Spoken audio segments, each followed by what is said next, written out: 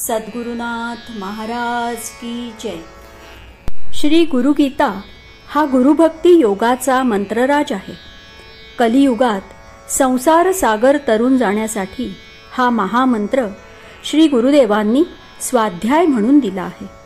श्री गुरुगीतेतील संस्कृत श्लोकांचा अर्थ महायोगी स्वामी उमानंद सरस्वती ह्यांच्या श्री गुरुगीतार्थेश्वरी ह्या विवेचनाच्या आधारे आपण जाणून घेत आहोत।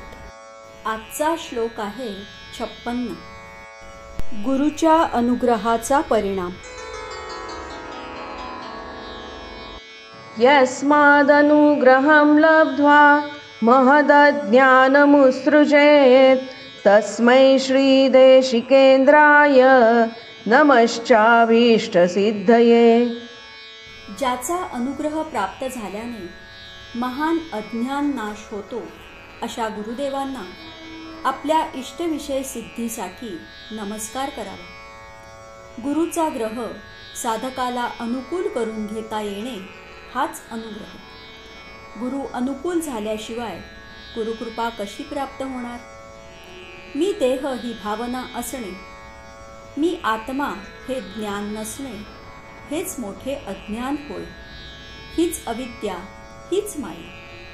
हा गैरसमज दूर करून आत्मबोध एक गुरुच देऊ शकतो, इतरात ते सामर्थ्य नाही।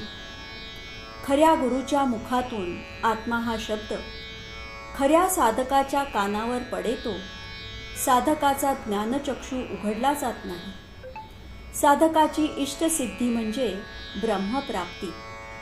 गुरु हा साधकाचे काहीही अनिष्ट होऊ देत नाही। शरणागती मात्र पूर्ण हवी, शिष्यत्व मात्र पुरे हवे। इतकेच नव्हे तर इष्टप्राप्तीही गुरु करून देतो। आपत्ती विपत्ती इष्टापत्ती करतो, कष्ट इष्ट करतो, प्रपंच परमार्थाचे साधन करून देतो।